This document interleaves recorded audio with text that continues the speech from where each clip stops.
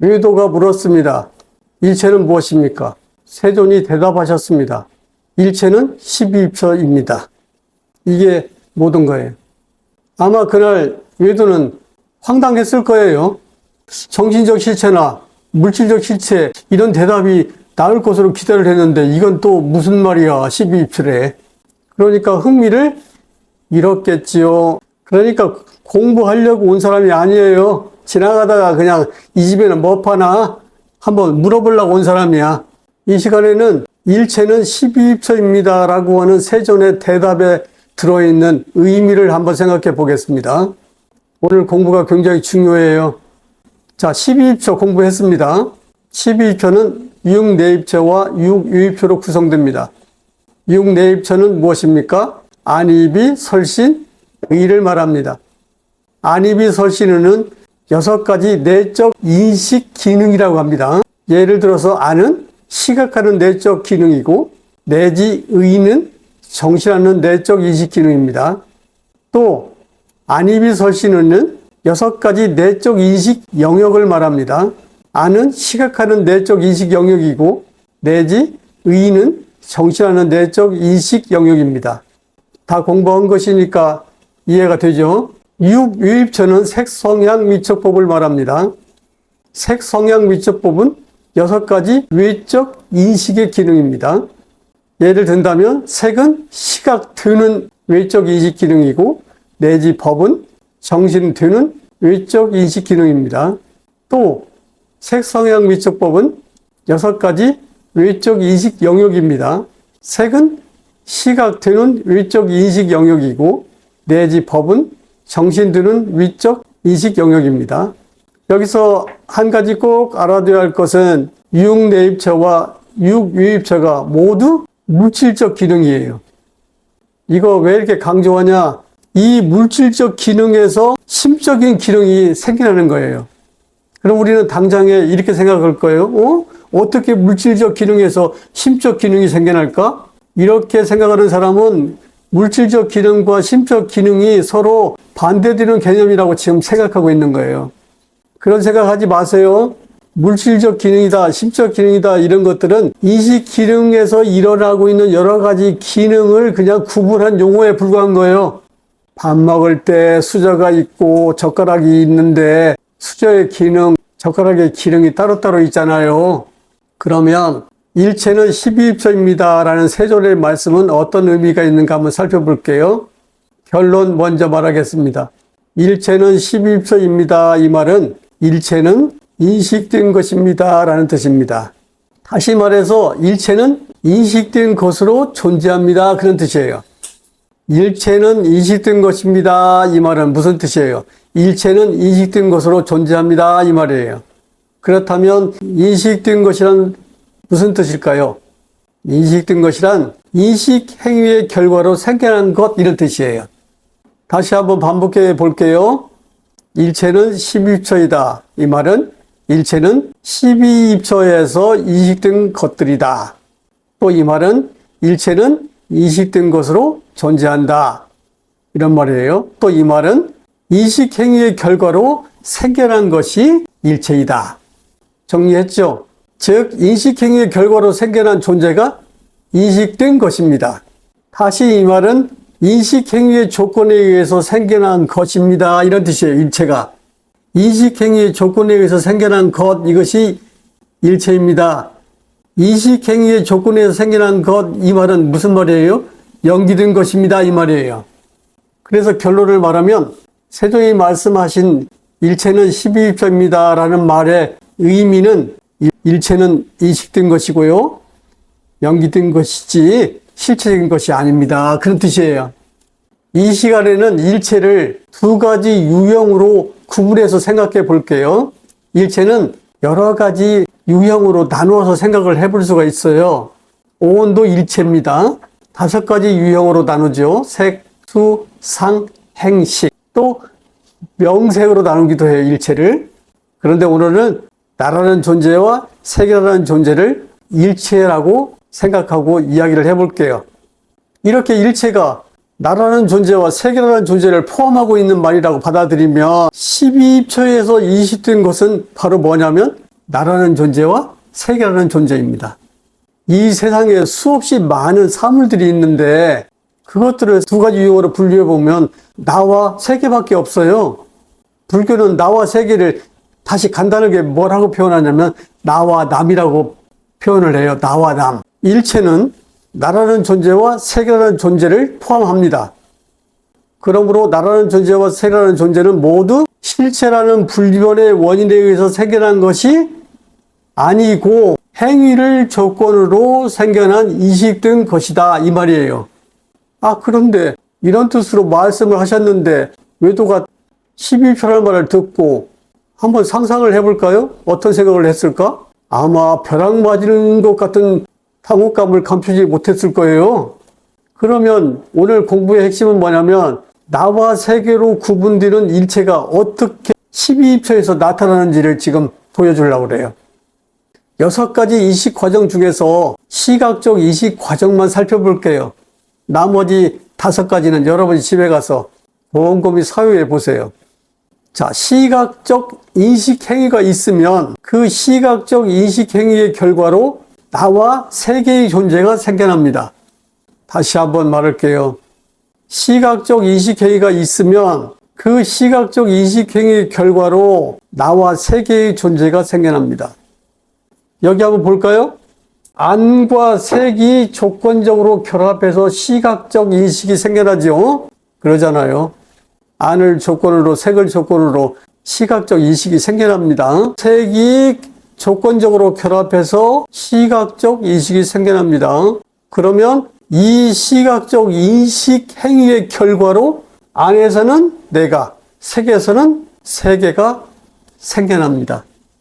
이게 매우 중요하니까 천천히 한번 해볼게요.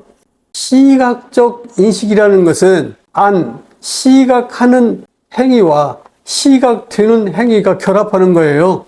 시각하는 행위만 있고 시각되는 행위가 없으면 시각적 인식이 안 일어나요.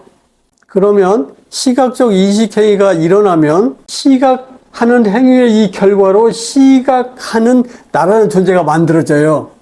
시각되는 행위의 결과로 색이라고 하는 색의 존재가 만들어져요. 그러니까 시각적 인식 행위가 일어나면 이 속에서 나라는 존재와 세계라는 존재가 시각적 현상으로 딱 일어나는 거예요. 시각적 인식 행위가 있으면 그 시각적 인식 행위의 결과로 나와 세계의 존재가 생겨납니다. 나라는 존재가 생겨나고 세계라는 존재가 생겨납니다. 어떻게 해서 이렇게 생겨날까요? 시각하는 행위가 있으면 시각하는 행위의 결과로 시각하는 나라는 존재가 생겨나요. 결과로. 전 시간에 말했잖아요. 행위의 결과로 존재하는 경험적 자아가 있다고. 세존의 이 말에서 이러한 사실을 발견했어요. 세존이 이렇게 말했거든요. 식이 있는 이 몸 안에서 세계의 발생과 세계의 소멸이 생겨나고 일어나고 세계의 소멸로 인도하는 길이 여기에 있다. 그러니까 그냥 이 안에 다 있어요. 왕비가 왕하고 대화를 했답니다. 왕이 물어봤대. 여보, 이 세상에서 누가 제일 중요할까? 그랬더니 왕비가 그거야 당연히 나지요. 왕이 기분이 좋았을까 나빴을까? 당연히 자기라고 대답을 기대했을지도 모르지. 그런데 왕비가 시건방지게 나라고 말하는 거야. 얼마 있다가 세종께서 오셨는데 왕이 물었어. 아침에 왕비한테 물었더니 나라는 존재가 제일 중요하다고 합니다. 어떻게 생각하십니까? 그랬더니 세종께서 나라는 존재가 가장 중요합니다. 라고 말을 했어. 그래서 왕은 판정패했습니다. 왜 그렇게 나라는 존재가 중요할까요? 이 나라는 존재 안에서 나라는 존재와 세계라는 존재의 발생이 일어나기 때문이에요. 어떻게 일어나냐? 안과 색이 결합해서 시각적 인식 과정이 일어나면 시각하는 행위의 결과로 시각하는 나라는 존재가 만들어져요. 시각되는 행위의 결과로 시각되는 세계가 만들어지죠. 잘 보세요. 시각하는 행위가 일어나지요. 시각되는 행위가 일어나지요. 시각하는 행위와 시각되는 행위가 결합하면 시각적 인식이 일어나요. 이 중에서 시각하는 행위가 없든지 시각되는 행위가 없으면 시각적 인식이 안 일어나요. 왜 그래요? 시각적 인식이라는 것은 조건적으로 서로 의존해서 발생하기 때문이에요. 이때 시각적 인식이 일어날 때 이때 시각하는 행위의 결과로 뭐가 사출되냐면 시각하는 존재, 나라는 존재가 사출돼요. 그리고 시각되는 행위의 결과로 시각되는 세계가 사출돼요. 그러면 더 자세히 예를 하나 들어볼게요. 여기 감을 봅니다. 감이 색이잖아요. 감을 봐요. 감을 시각하면 시각하는 그 행위의 결과로 감을 시각하는 나라는 존재가 생겼다고요. 그러면 시각하는 나라는 존재가 생기면 시각되는 감이라고 하는 세계 존재가 생긴 거예요. 이것은 무엇을 말하냐? 나라는 존재와 세계라는 존재는 실체적인 존재가 아니라 조건적인 존재이고 경험적인 존재라는 말입니다.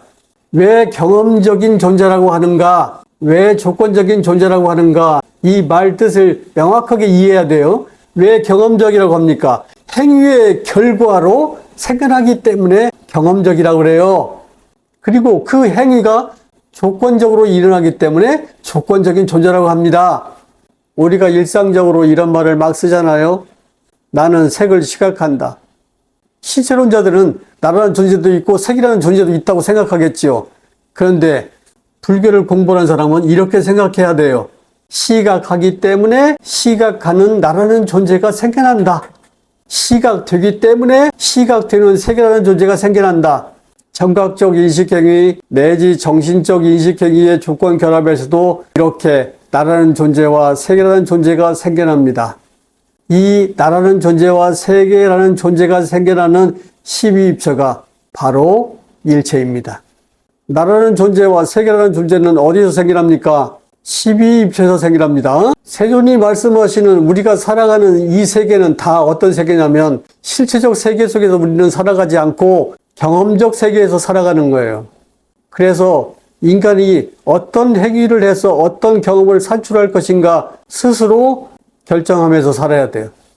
삶의 모든 것은 일체입니다. 경험의 모든 것도 일체입니다. 이 일체 속에 포함되는 것은 나라는 존재와 세계라는 존재예요. 다시 한번 중요한 것을 한번 정리해 보겠습니다. 안위 및 설신이 6가지 인식하는 행위의 결과로 나라는 존재가 생겨납니다. 행위의 결과로 생겨났기 때문에 나라는 존재는 경험적인 존재이죠. 색, 성향, 미촉법 6가지 인식되는 행위의 결과로 세계라는 존재가 생겨납니다. 행위의 결과로 생겨났기 때문에 세계라는 존재는 경험적 존재입니다. 세존께 다가와 질문한 외도귀에는 무엇이 들렸을까요?